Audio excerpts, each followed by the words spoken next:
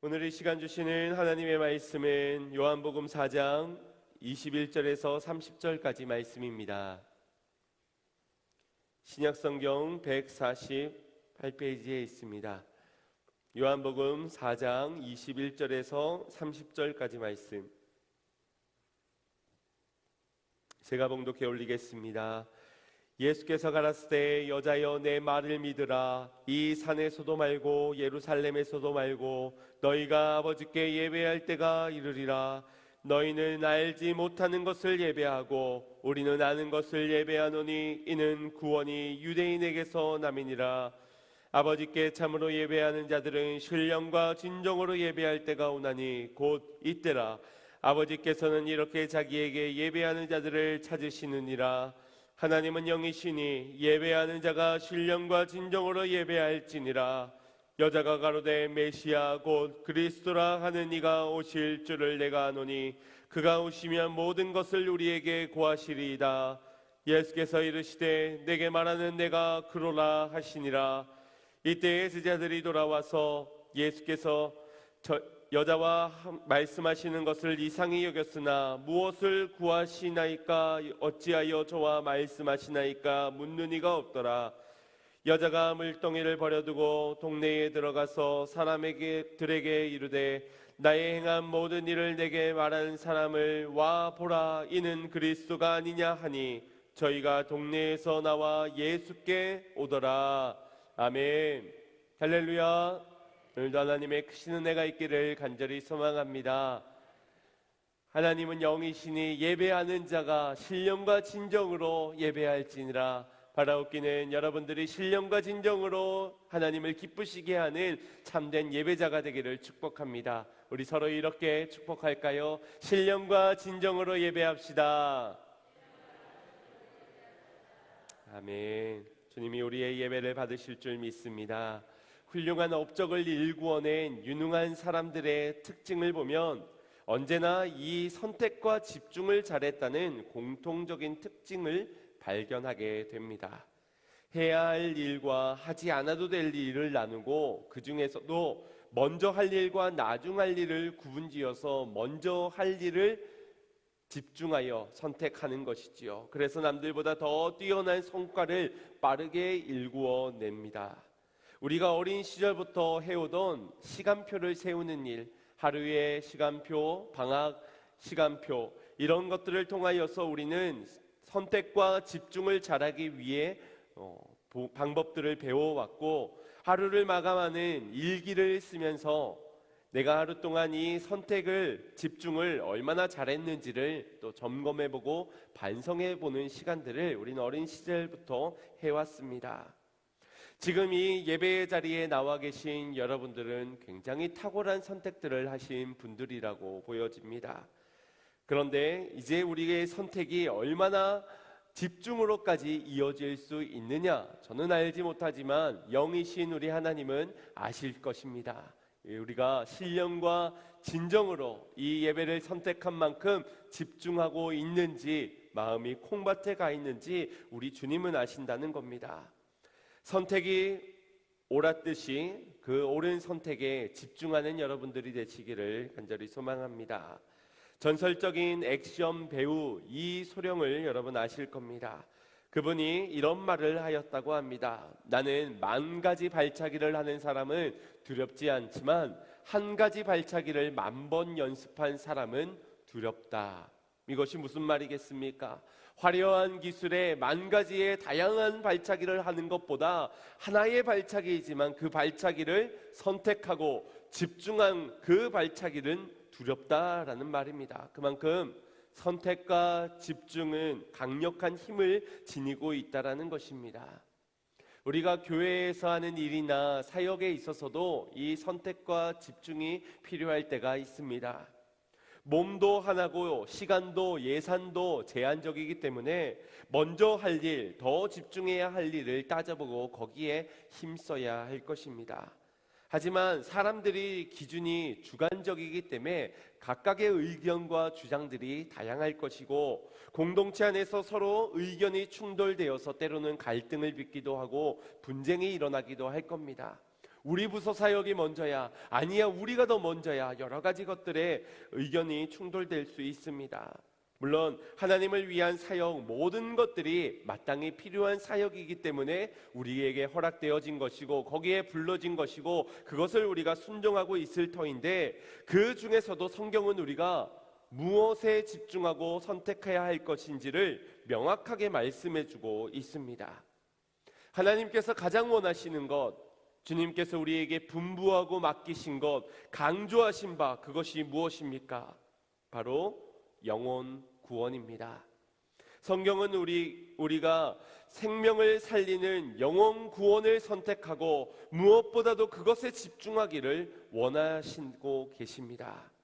해도 되고 안 해도 되는 것이 아니라 반드시 해야 하는, 다른 것들은 다 하지 못해도 이것만큼은 해야 하는, 무엇보다도 앞서야 하는 것, 바로 전도인 것입니다.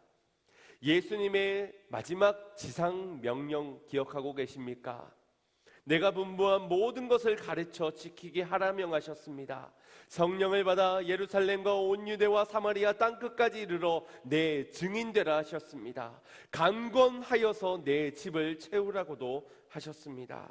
성경을 보면 전도를 위한 말씀이 얼마나 많이 기록되어져 있는지 모릅니다. 그만큼 우리의 선택과 집중이 어디에 되어야 되는지 말씀해주고 있는 것이지요. 주님에게 있어서 우선순위는 언제나 생명이셨습니다. 요한복음 10장 10절 말씀에 그분이 이 땅에 오신 이유를 설명하며 이렇게 말씀하셨습니다.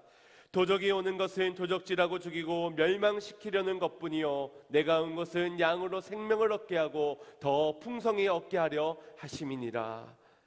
예수님께서 하늘 영광을 버리시고 이 땅에 오신 이유, 다름 아닌 생명 주시기 위해서, 생명으로 우리를 건져내기 위해 오셨다, 이를 더 풍성하게 하기 위해 오셨다라는 겁니다.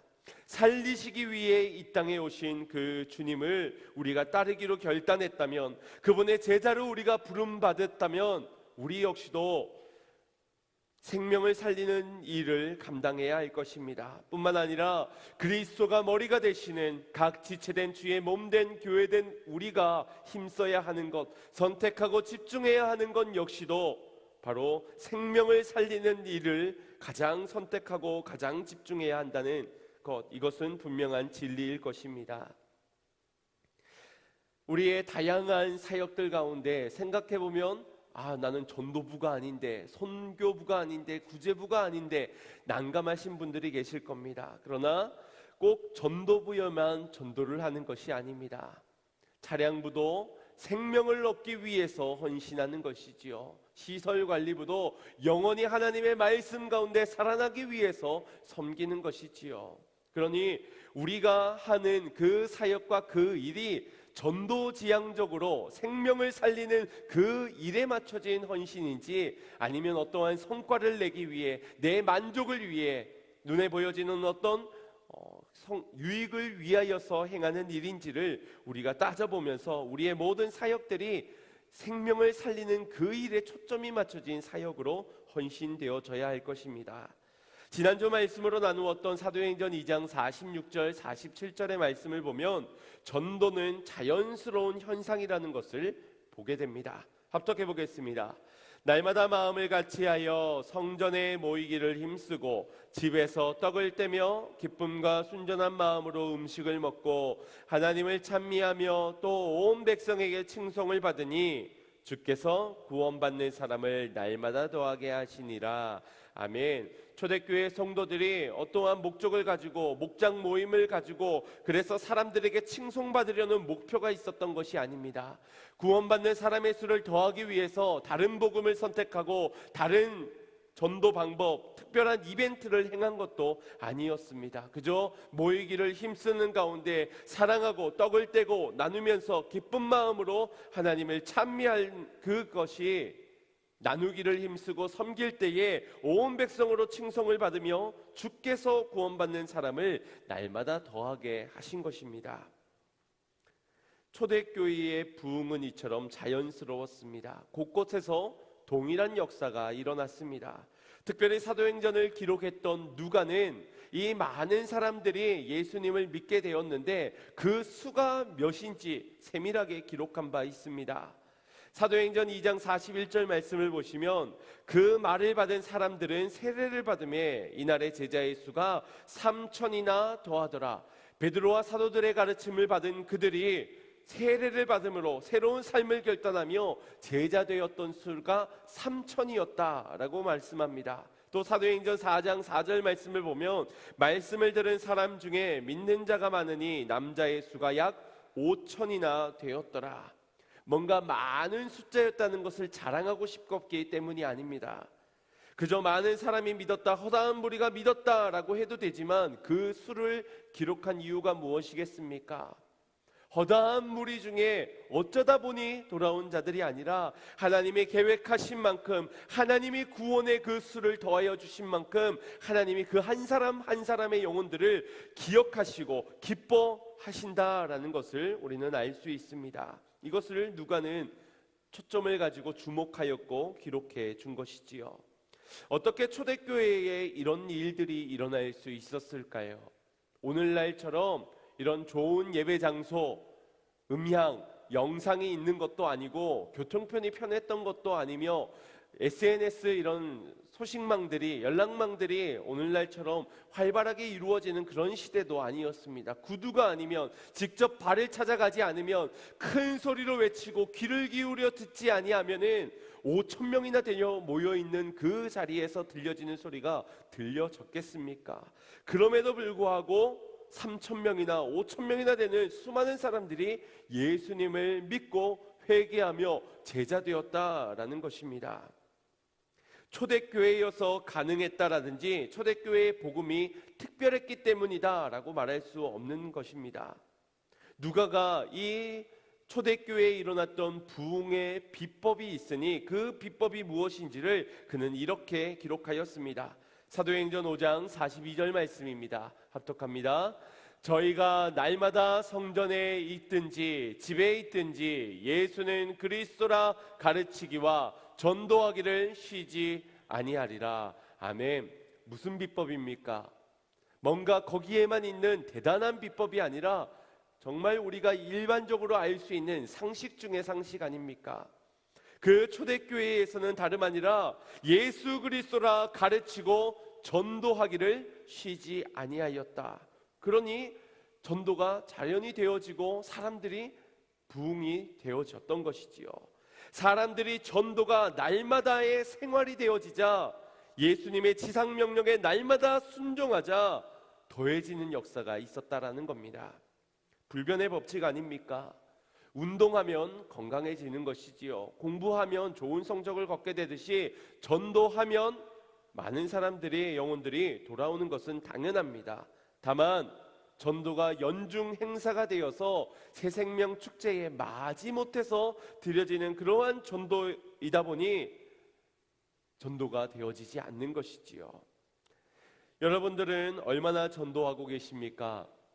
가장 기뻐하시고 가장 영광을 받으실 그 전도를 얼마나 선택하고 얼마나 집중하고 계십니까? 많은 분들이 헌신하고 예배하고 헌금하는 것, 그건 또 하겠지만 전도는 너무나도 힘들다라고 말합니다. 누군가에게는 이 전도가 전도만큼 쉬운 것이 없다라고 말하지만 누군가에게 있어서는 전도만큼 힘든 것이 없다라고도 말할 겁니다. 공부에 있어서도 요령을 아는 사람과 요령을 알지 못하는 사람들의 공부에 대한 생각은 다를 겁니다. 요령을 아는 사람에게 있어서는 공부는 쉽다 말할 겁니다. 더욱이나 세상의 다른 다양한 일들을 해본 결과 다른 일들과 비교했을 때 공부보다 쉬운 것이 없다라고 말하는 이가 있는가 하면 요령도 모르고 원리도 모르고 이것만 하다 보니 그것이 가장 따분하고 힘든 일인 것처럼 여기는 사람이 있습니다.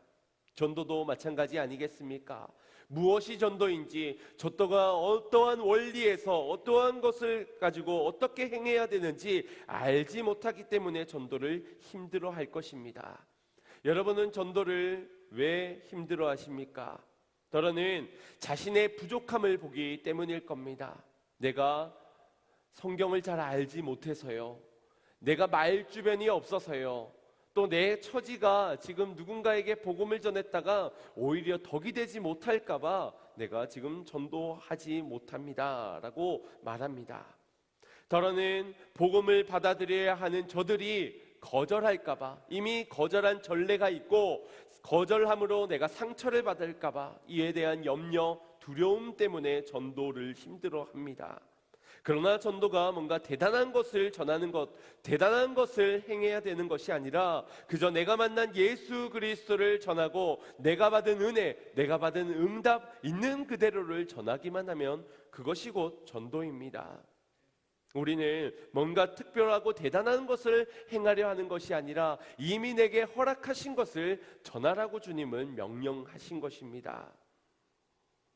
그래도 아직까지 마음이 썩 내키지 않은 분들이 이 중에는 계실 줄 압니다. 대신자 작전 카드를 작성하라고 해서 마지못해서 저 젊은 목사가 실족하면 어떡할까 극률한 마음을 가지고서는 그냥 아는 이름 하나 떠올리며 쓰신 분이 계실 것이고, 또 에휴 뭐가 일어나겠어, 내가 지금 손들어가지고 저 사람이 나한테 오는 그 수고라도 덜어줘야지 하고선 작성하지도 않았는데 작성한 것처럼 그렇게 했습니다 라고 이렇게 했던 분도 아마 계실 겁니다. 어떤 분은 전도가 막막한 분도 계셔서 에휴 그래 기도나 하자라고 생각하신 분도 계실 것이고, 아예 그런 것조차도 전혀 생각이 없어서 그냥 사람들 어떻게 하는지 구경만 하고 계신 분도 없지 않아 계실 것 같습니다. 지금까지 전도가 가장 힘든 난코스였는데 특히나 지금은 코로나 시대 아닙니까? 코로나를 지나면서 우리 한국 교회의 이미지는 매우 부정적이게 되었고, 지금 누군가에게 교회를 가자 하기는커녕 내가 교회를 다니는 신자다라고 말하기도 주저되는, 망설이게 되는, 그래서 드러내지 못하고 있는 그러한 이 현실 가운데서 지금은 시기상 전도를 하지 않는 게 더 나은 것이다라고 생각할지도 모르겠습니다. 이처럼 내가 요령이 없어서, 내가 내성적이어서, 내가 부족해서, 기독교적으로 상황이 좋지 않아서, 저들의 마음이 강팍해서, 내가 어떤 상처를 입을지 못해서 어차피 전에도 오지 않을 것이고 믿지 않을 것이기 때문에 이러한 저러한 이유들로 어쩔 수 없다라고 말하는 것, 아마 우리는 서로가 서로를 이해할 수 있을 것입니다. 동일한 상황, 동일한 마음들이 한켠에 있기 때문에. 그러나 정작 선택과 집중에서 가장 중요한, 무엇을 선택할까, 무엇을 집중할까에 있어서 가장 기준이 되는 것은 하나님이시요 그분께서 우리를 과연 이해한다, 전도하지 않아도 괜찮다, 지금은 어쩔 수 없으니 내가 괜찮다라고 말할, 과연 주님이 이해하실까? 그렇지 않을 것입니다. 왜냐하면 변하는 것은 진리가 아니기 때문입니다. 주님께서 복음을 우리에게 주시고 그 복음을 증거하라 하신 그 진리는 어제나 오늘이나 변함없이 내일도 변함없는 주님의 명령이기 때문입니다. 그 명령에는 순종밖에 없는 것이지요. 그러니 그래도 전도를 선택하고 저 잃어버린 양을 집중해야 할 것입니다. 오늘 본문 가운데 함께 나누고자 하는 것은 예수님께서도 이 전도에 힘쓰셨고, 그리고 그 전도를 받은 영혼이 어떠한 삶의 변화가 일어났는지를 오늘 본문은 주목하고 있습니다. 예수님께서는 사마리아라는 지역의 수가성에 들어가 그 우물가에서 한 여인을 만나 그와 대화하는 장면이 오늘 본문에 기록되어져 있습니다. 우리가 알다시피 예수님께서 지금 이곳을 향하셨던 이유는 다름 아니라 이 그녀를 만나기 위해서, 그녀 한 사람을 만나기 위해서 이곳을 향하셨습니다. 유대인들은 사마리아인들을 부정하다이라고, 그들과 이야기하는 것조차도 꺼려하기 때문에 그 지역을 가는 것도 둘러가더라도 그 지역은 통과하지 않아야 하였습니다. 그런 전례가 있음에도 불구하고 예수님께서는 그 사마리아 지역을 지나가신 것입니다. 그리고 무더운 날씨 가운데서 대낮에 이 우물가에 아무도 왕래하지 않는 그 시간에 예수님께서 그녀를 만나기 위해 그 시간 그 장소를 향하셨다라는 것입니다. 주님은 그녀의 갈급함을 아셨고 그 영혼에 영원한 만족을 주기 위해서, 영원한 생수를 채우고자 그에게 말을 건네셨습니다. 쉽게 말해 그녀의 관심을 가지시고 그녀가 주목하고 있는, 그녀의 마음을 차지하고 있는 그것을 먼저 터치하시며 친밀하게 다가가셨다라는 것을 본문 말씀 앞절의 대화를 통하여서 우리가 알 수 있습니다. 예수님의 모습 속에서 부정한 여인이라고 책망함이 없었고, 왜 사람들 앞에 당당하지 못하느냐, 그녀를 어리석다 꾸짖은 것이 없으셨습니다. 그녀의 문제에 공감해 주셨고, 그러나 그 물로는 영원히 목마름을 채울 수 없으니 영원한 생수가 무엇인지를 일러 주셨습니다. 미리부터 아셨습니다. 그녀가 지금 있는 남편이 6번째의 남자인데 그것도 진정한 남편이 아니라는 것을 아셨지만, 그녀가 직접 자신의 이야기들을 털어놓고 마음 문을 열 때까지 재촉하지 아니하셨습니다.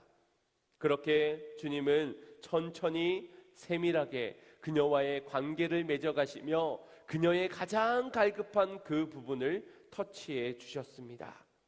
예배가 어디서 드려져야 되는 것, 그것이 아니라 신령과 진정으로 드려지는 그 예배를 하나님이 기뻐 받으신다는 것, 그리고 그가 간절히 기다리고 있는 메시아 그리스도가 곧 나 자신임을, 예수님임을 드러내셨습니다. 그렇게 그것을 깨닫게 된 그녀의 반응을 보십시오. 28절, 29절 말씀입니다. 합독해 보겠습니다. 시작.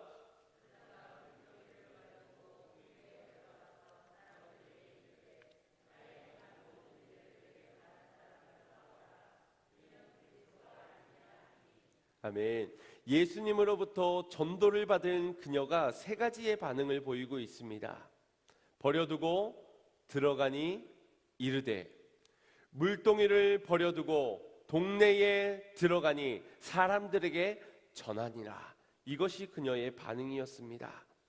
그녀의 이 모습이 놀라운 것은, 그녀가 지금 제6시에, 아무도 나다니지 않는 그 제6시에 무엇을 위해 이 우물가를 향한 것입니까?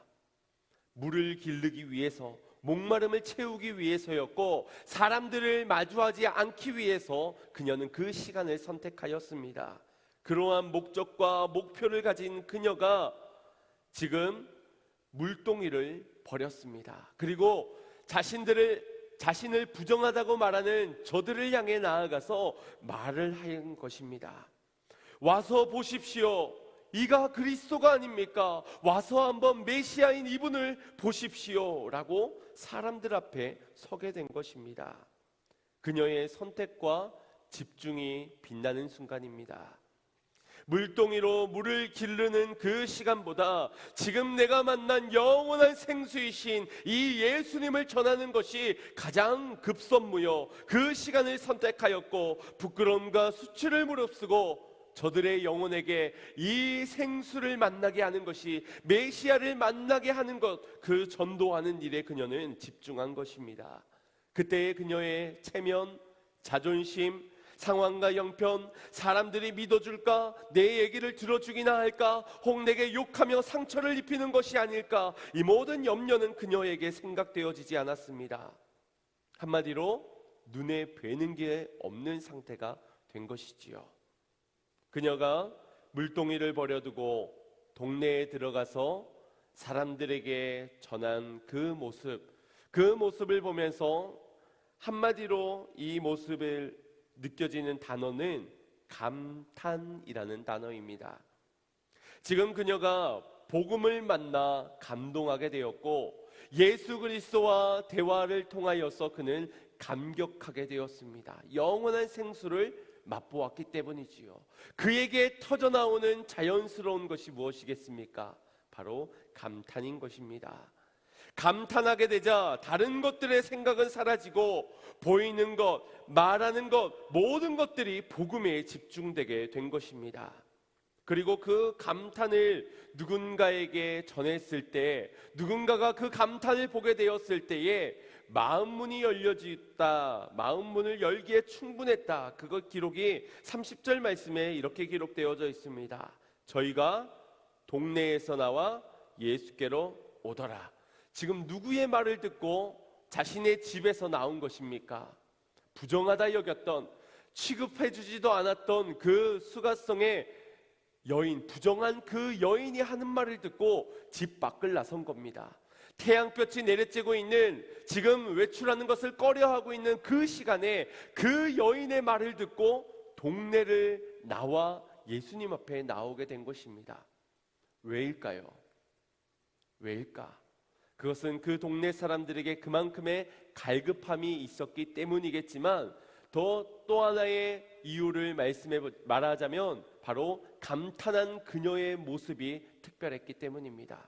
저 여인은 좀처럼 우리에게 얼굴을 내밀지 못하고 숨어만 지내던 상처 가득한 그녀였는데, 지금 당당하게 외치며 와 보라라고 외치는 그녀가 감탄하는 그 모습이 이 들었던 사람들의 마음 문을 열기에 충분했다는 것입니다. 그렇게 동네 사람들이 동네를 나와 마음 문을 열고 예수께로, 메시아에게로, 복음 앞으로 나오게 된 것입니다. 성도 여러분, 여러분들은 복음을 믿으십니까? 예수 그리스도가 구주 되심을, 메시아 되심을, 나를 구원하셨다는 사실을 믿고 계십니까? 영원한 생수를 맛보아 알고 계시는지요? 믿기는 하는데, 믿는 것은 분명한데 어쩌면 수십 년 전에 들었던 그 복음이 지금 내게 전혀 감동을 주지 못하고 있지는 않으십니까? 감동이 되지 않은데 무엇으로 감격하겠습니까? 감격하지 못하는데 무슨 감탄사가 나오겠습니까? 감탄하지 못하는 우리가 무슨 전도가 되어지겠습니까? 나도 감동이 되지 않은데 내가 저들에게 이 복음을 전한들 저들에게 감동이 될까? 에이, 아무런 일도 일어나지 않을 거야. 나도 그다지 감동이 되지 않는데 저들이라고 뭐 다르겠어? 차라리 돈을 주는 게 낫지.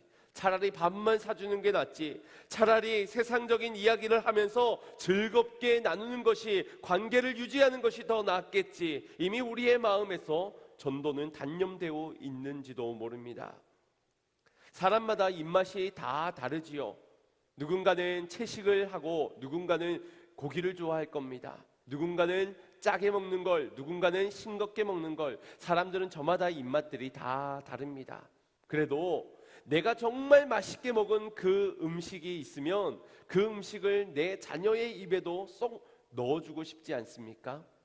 건강해지는 음식, 너가 성장하기 위해서는 이 음식을 먹어야 돼. 안 먹겠다면 타일러서라도, 장난감을 동원해서라도 이거 먹어볼래 하면서 흉내를 내서라도 입에 넣어주지 않습니까? 부모의 마음이 그렇습니다. 가족에게, 사랑하는 사람에게, 친한 친구들에게, 이 맛을 좋아하는 이웃들에게 한번 와서 먹어봐. 후회하지 않을 거야. 내가 먹어봤는데 말이 필요 없어. 감탄하며 전할 겁니다. 그 감탄이 먹어봐, 맛있어, 이거랑 말이 필요 없어. 끝이야, 끝. 그렇게 말하는 것과 과연 듣는 이의 반응이 어떻게 달라지겠습니까? 이처럼 전도는 감격한 자가 감탄하는 것이 전도입니다. 감탄하는 것을 듣고 나도 한번 먹어볼까? 나도 한번 가봐서 맛보볼까? 그렇게 나오는 것이 전도라는 것입니다. 아마 우리의 입맛에는 수십 년 동안 먹어온 만나와 메추라기 정도로 복음이 취급되고 있는지도 모릅니다. 에이, 이제 좀 딴 거 먹고 싶어. 옛날에 먹었던 거 아직도 먹고 있으니 질린다, 질려. 아무런 감동도 감격도 감탄 나올 것도 없는 그런 복음을 우리가 취하고 있지는 않습니까? 그래서 물동이도 버리지 못하고, 그래서 동네를 들어가야 되나 말아야 되나 고민하면서 저들에게 전할까 말까, 그래도 새생명축제 억지로 이날만 전하면서 그 말도 모기 소리처럼 한번 와볼래? 오면 선물 준대. 한 번만 와줘. 아이, 어쩔 수 없지 뭐. 알았어, 네 마음대로 해. 싫으면 말고. 이것이 혹시 우리가 전하고 있는 복음, 우리의 전도의 모습은 아닙니까? 전도가 힘든 것은 우리의 가슴에 내가 구원받았다는 뜨거운 감격이 이미 식어져 버리고 감격도 감탄도 사라져 버렸기 때문일 것입니다. 오늘 본문 이후에 제자들이 예수님께 먹을 것을 가져다가 대접해 드리기 위해서 먹을 것을 드리게 됩니다. 그러나 예수님께서는 제자들에게 너희가 알지 못하는 먹을 양식이 있노라 라고 말씀하십니다. 이게 무슨 말인가? 먹을 것을 구하기 위해서 제자들이 구해왔는데 사람들에게 묻습니다. 누가 예수님에게 잡술 것을 드렸노냐고 묻습니다. 예수님은 영의 양식, 눈에 보이지 않는 특별한 양식을 말씀해 주셨건만 제자들은 육의 양식만을 말하고 있는 것이지요. 그런 제자들에게 예수님께서 이렇게 말씀하셨습니다. 34절 말씀 합독합니다. 시작. 예수께서 이르시되 나의 양식은 나를 보내신 이의 뜻을 행하며 그의 일을 온전히 이루는 이것이니라. 아멘. 예수님이 취하신 양식이 무엇이라 말씀하십니까? 나를 보내시니 곧 하나님의 뜻을 행하며 그 일, 영혼을 구원하고 영혼을 주께로 인도하는 전도하는 일을 온전히 이루니 내게 그것이 양식이니라 라고 말씀하고 있는 것입니다. 마치 자녀들이 음식을 먹으면서 건강하게 자라나는 먹는 그 모습만 봐도, 건강한 그 모습만 봐도 부모로서 먹지 않아도 배부르다라는 것처럼 저들의 영혼이, 잃어버린 양들이 복음 앞에, 하나님 앞에 나와 예배하니 그 모습이 하나님이 기뻐하시고 곧 그것이 내 양식이라라는 것입니다. 오늘 우리가 양식 가운데 그 감격을 하지 못하는 이유가 무엇입니까? 육의 양식만 먹고 감격을 받고 있기 때문 아니겠습니까? 영혼의 양식은 지금 아버지의 뜻을 행하며 그 일을 완성할 때 비로소 그것이 내 양식이 되는데, 여러분 언제 그 양식을 드셨습니까? 언제 전도하셨는가요? 언제 여러분의 전도를 통하여서 영혼이 하나님을 만나게 되었습니까?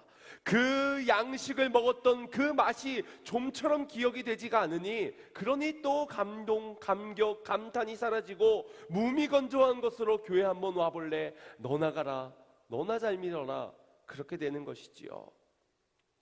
주님은 이어서 35절 36절에 이렇게 말씀하십니다. 합독합니다. 너희가 넉 달이 지나야 추수할 때가 이르겠다 하지 아니하느냐? 내가 너희에게 이르노니 눈을 들어 밭을 보라. 희어져 추수하게 되었도다. 거두는 자가 이미 삭도 받고 영생에 이르는 열매를 모으나니 이는 뿌리는 자와 거두는 자가 함께 즐거워하게 하려 함이니라. 아멘. 너희는 추수의 때가 넉 달이 지나야, 나중에 저 벼가 무르익어서 고개를 숙여서 다 떨어질 때 그때를 추수로 생각하고 있지 않느냐? 1년 중에 새 생명 축제 그날만 추수의 때로 기다리고 있지 않느냐? 그러나 주님은 말씀하십니다. 너희에게 이르노니 눈을 들어 밭을 보라. 이미 추수하게 되었느니라. 추수의 때가, 우리는 나중에, 어쩌면 우리는 저 사람이 내게 먼저 와가지고 말을 걸어주기를 원하고 있는지도 모릅니다. 혹시 너 교회 다녀? 이런 말. 혹시 너 예수님 믿니? 예수님은 어떤 분이니? 어떻게 하면 구원받고 천국 갈 수 있니? 라고 직접적으로 내게 찾아와 그때에 거두게 될 추수의 날만을 손꼽아 기다리고 있는지도 모릅니다. 그러나 주님은 지금이라고 말씀하고 계십니다. 그리고 36절에 거두는 자가 이미 삭슬 받고 영생을 이루는 열매를 모으나니, 이미 추수의 때가 되어 너희는 행하지 않고 있지만 이미 거두는 자가 삭도 받고 영생의 열매를 모으고 있다라는 겁니다. 너희는 뭐 하고 있냐는 것이지요. 너희 한국교회, 너희 양문교회 성도들은 이 내 주는 양식을 맛보지 아니하고 감탄하지 못하고 무엇하고 있느냐? 이 추수의 때에 주님은 말씀하고 계십니다. 그러면서도 이 말씀을 하신 이유가 기록되기를 이는 뿌리는 자와 거두는 자가 함께 즐거워하게 하려 함이니라. 오늘 여러분이 무엇을 심으셨습니까? 비록 심지 못하더라도 주님의 초청의 자리는 거두라. 그래서 함께 기뻐하자 말씀하고 계십니다. 38절 말씀, 때로는 우리가 성경에 심고 거두는 원리에 대해서 이러한 생각을 합니다. 내가 심고 그래야 내가 거두는, 내가 심지 않은 것에 거두는 것을 바라는 것은 요행이고 욕심이야.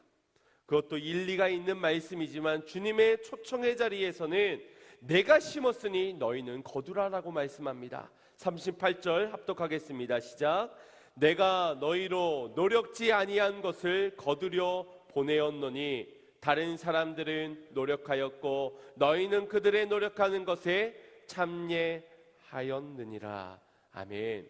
비록 너희가 뿌리지 못하더라도, 비록 너희가 그것을 자라나게 하진 못하였더라도 나와 함께 즐거움의 기쁨의 자리에 참여하지 않겠느냐. 거두는 자가 되어 추수가 때가 되었으니 함께 그 기쁨에 동참하자 우리를 초청하고 있는 것입니다. 우리는 심지 않았어도 사도 바울은 심었고 아볼로는 물을 주었고 자라나게 하시는 이는 하나님이시니 그 추수의 때가 이름에 너희가 함께 거두어 기쁨으로 참여하여라. 영원한 양식, 영원한 생수를 맛보아 알지어다. 오늘 우리를 그 자리로 초청하고 계신 것입니다. 어찌 우리가 부르신 그 자리를 마다하고 핑계로, 변명으로 우리에게 초청받은 기쁨의 잔치의 자리를 마다할 수 있겠습니까? 하나님은 우리가 이 땅에서 믿음의 경주를 인내하며 걸어가기를 원하고 계시지만 코로나가 끝날 때까지 전도하는 것을 인내하기를 원하시지는 않습니다. 초대교회가 복음이 가장 활발하게 전파되었다고 그 시대가 복음에 관대했거나 전도하는 사람들을 환영해 주었던 것은 아닙니다. 오히려 믿는 자들을 핍박하고 박해하였던 시대가 그때였습니다. 그러나 그때 가장 뜨겁게 복음이 왕성하게 전해졌고 믿는 자의 수가 급수적으로 늘어났던 시대가 바로 이 초대교회의 시대입니다. 전도하기 어려울 만큼 사람들의 마음이 강팍해졌습니까? 여러분의 상황, 처지가 전도하기에는 너무나도 힘든 그러한 상황입니까? 그러나 주님은 지금이 추수했다라고 말씀합니다. 사람들의 마음이 강팍해졌다는 것은 그만큼 가장 복음이 절실하게 필요한 때라는 것을 반증하고 있는 것은 아닐까요? 거부하고 거절하면서 우리를 향해 손가락질하고 욕하고 있는 저들의 상태가 지금 가장 예수님을 필요로 하고 있는 그 상태이진 않겠습니까? 인생의 문제 가운데 강팍해진 그들에게 한번 이렇게 말해 보십시오. 많이 힘들지, 인생을 살기가 많이 버겁지, 내가 널 위해서 기도해 줄게. 내가 다른 것 못해도 너를 위해서 무엇보다도 열심히 눈물로써 기도해 줄게. 그렇게 한번 얘기해 보십시오. 평소에는 얘가 징그럽게 왜 이래 하면서 뿌리치고 거절했던 그가 인생에 마주하는 문제, 그 갈급함 가운데 놓여져 있다면 지푸라기라도 잡는 심정을 가지고 고마워, 감사한 마음을 전할 것입니다. 나도 같이 기도하자라는 그런 말에 위로를 얻게 될 것입니다. 힘들고 어려울수록 더욱 전하기를 힘쓰시길 바랍니다. 주님의 기쁨의 그 자리에 오늘 우리가 나아가 선택과 집중 가운데 생명을 낳는 그 기쁨을 누리는 성도님들 되시기를 축복합니다. 생명이 잉태될 때 부모만이 느끼는 감동이 있지요.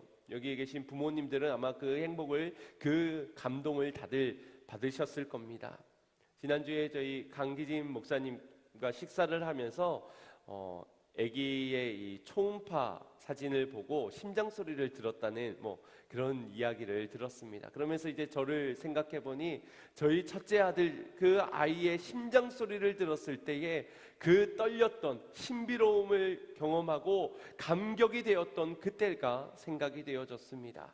아마 여기 계신 분들이 떠올리면 그때의 그 감동, 그때만큼은 아니지만 그때의 그래도 행복했던 그 기쁨을 아마 느끼실 수 있을 겁니다. 그것은 부모만이 느낄 수 있는 것이지요. 아무리 거기에서 아이를 먼저 받는 간호사, 의사라 하더라도 우리의 가장 가까운 지인들, 친구라 할지라도 부모만큼의 감동을 느낄 수는 없을 겁니다. 그러나 이 생명을 낳는 일은 매우 힘든 일이지요. 그만큼의 눈물과 땀, 희생과 고통이 따라야만 생명을 잉태할 수 있습니다. 그럼에도 그 일이 귀한 것은, 무엇보다도 가치 있고 의미 있는 것은, 세상 그 어떤 것과 비교할 수 없는 기쁨인 것은 생명이기 때문입니다. 생명이기 때문이요, 주님이 가장 기뻐하시는 그 일이기 때문입니다.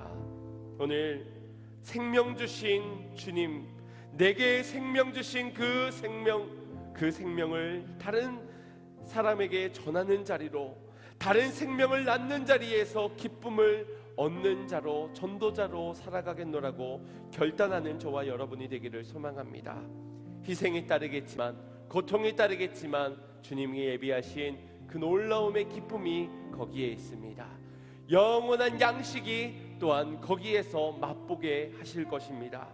한 주간 내 안에 복음으로 기쁨을 이기지 못하여 감탄하며 살아가는 성도님들이 되시기를 주님의 이름으로 축원드립니다. 말하는 것마다, 전하는 것마다 복음으로 인한 감동과 감격과 감탄이 전해지는 삶이 되시기를 주님의 이름으로 축원드립니다. 우리 같이 말씀을 생각하며 찬양하고 결단의 기도 드리겠습니다.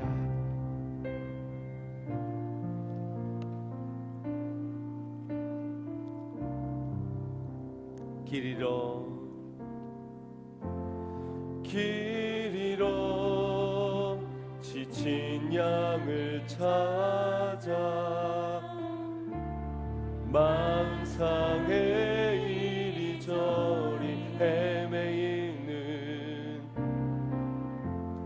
한 영혼 찾아 아파하는 예수님 마음 내게 주옵소서.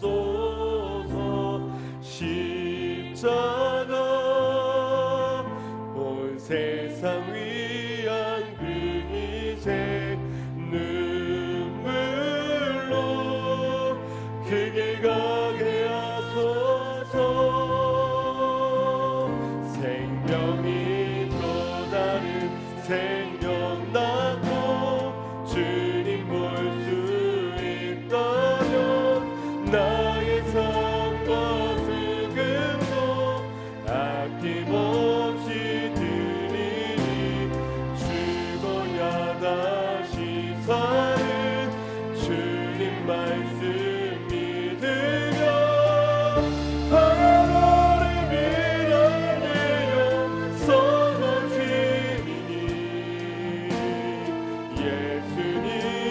예수님처럼 살아가게 하소서. 다시 한 번 더 길 잃어 지친 양을 찾아, 길 잃어 지친 양을 찾아 세상에 이리저리 헤매이며 한 영혼 찾아 아파하는 예수님 마음 내게 주옵소서.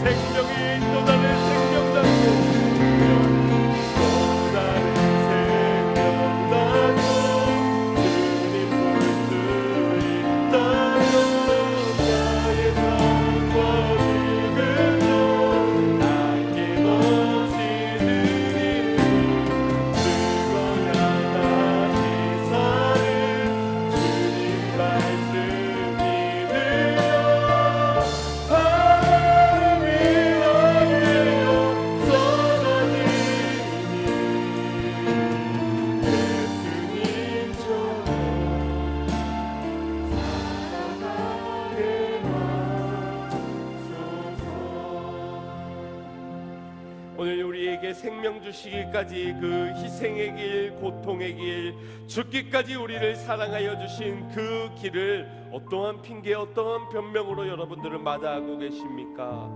오늘 우리 안에 사라진 감동, 감격, 감탄을 다시 한 번 더 회개하길 원합니다.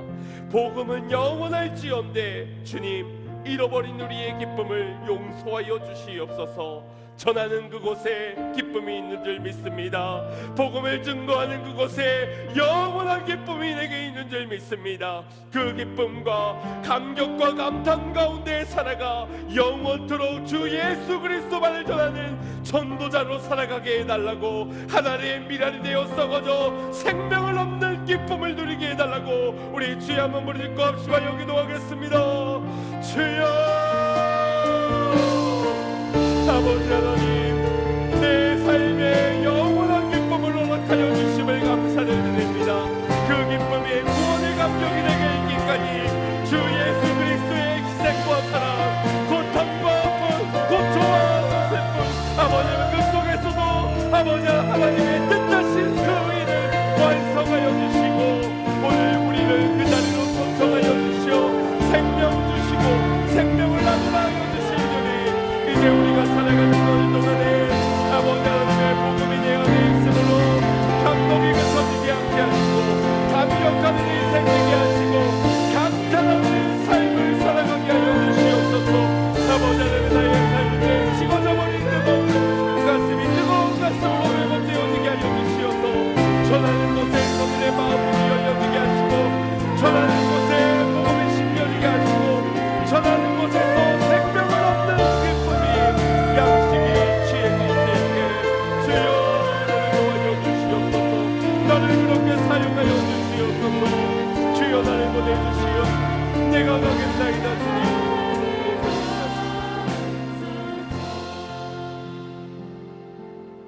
생명이 있는 그 자리에 있는 자가 기쁨으로 참여하게 될 줄 믿습니다. 그날 추수의 때가 이미 도래한 줄을 모른 채 저마다 육의 것에 취하여 육의 양식만을 바라보고 있는 우리의 인생은 아닌지 돌아보는 가운데 결단하옵기는 주님께서 예비하신 그 즐거움의 기쁨의 자리에 참여하는 자가 되게 하여 주시옵소서. 내게 새겨진 그리스도의 흔적을 쫓아 오늘 주님의 제자 되어 오늘 복음 전하는, 영혼을 구원하는, 잃은 양을 찾는 그 일에 힘쓰는 자가 되기를 원합니다. 추수하는 자 되게요, 아버지 하나님과 함께 기쁨의 자리에 동참할 수 있는 모든 전도자들 될 수 있도록 인도하여 주시옵소서. 생명 얻게 하여 주시옵소서. 돌아오는 역사 있게 하여 주시옵소서. 예수님의 이름으로 기도드리옵나이다. 아멘.